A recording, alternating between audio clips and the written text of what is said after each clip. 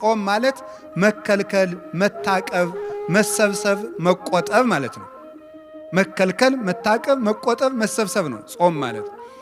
ይሄ ቃል በቃል ሲፈታ ቃል በቃል ጾም የሚለው ግሱ ዝም ብሎ ሲፈታ ቃሉ እንዲህ ይፈታል። መንፈሳዊ ትርጉም ሲሆን ደግሞ ከኃጢአት ከምግብ በታወቀ ጊዜ በጊዜ ውቅ በታወቀ በተለካ በተሰፈረ ጊዜ ከመብልና ከኃጢአት መከልከል ጾም ይባላል። ለምንድነው ጾም የምንጾመው ነው?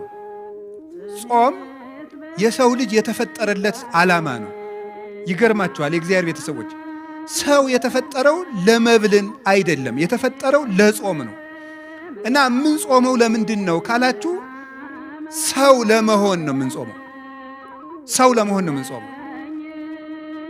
ሰው የተፈጠረ ለጾም ነው። ኦሪት ዘፍጥረት ምዕራፍ 1 ቁጥር 26 ላይ እግዚአብሔርም በመጀመሪያ ሰማይና ምድርን ፈጠረ ይልና ምዕራፍ 1 ቁጥር 1 ላይ ምዕራፍ 1 ቁጥር 26 ላይ ምንድን ነው የሚለው?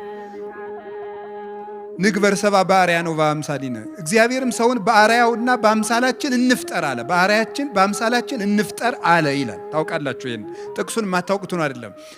ሰውን በመልካችን በአርአያችን እንፍጠር አለ። እግዚአብሔርን መስለን የተፈጠር ነው። እግዚአብሔር ይበላል አይበላም? ምእመናን እስኪ ተናገሩ እንጂ ይበላል አይበላም? አይበላም። እናንተ ዝም ብትሉ እኔ መሰክርለታለሁ። ይበላል አይበላም? አይበላም። ሰው ደግሞ በማን መልክ ነው የተፈጠረው? በእግዚአብሔር መልክ ነው የተፈጠረው።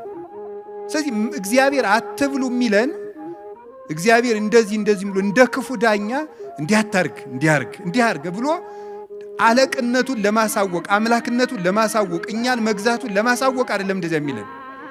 እንደዚያ የሚለን ሰው በእግዚአብሔር አምሳል ስለተፈጠረ እግዚአብሔር ደግሞ የማይበላ የማይጠጣ ዘላለማዊ ሕያው ከምግብ ውጭ የሆነ በዘላለማዊ ባህሪ የሚኖር ስለሆነ ያንን በሱታፊ አምላክ በጸጋ እሱ በባህሪው ሕያው የሆነበትን መልክ ለኛ ስለሰጠን እግዚአብሔር በክብሩ የማይበላ እንደሆነ የሰው ልጅ ሲጾም የእግዚአብሔርን ክብር ይሳተፋል እና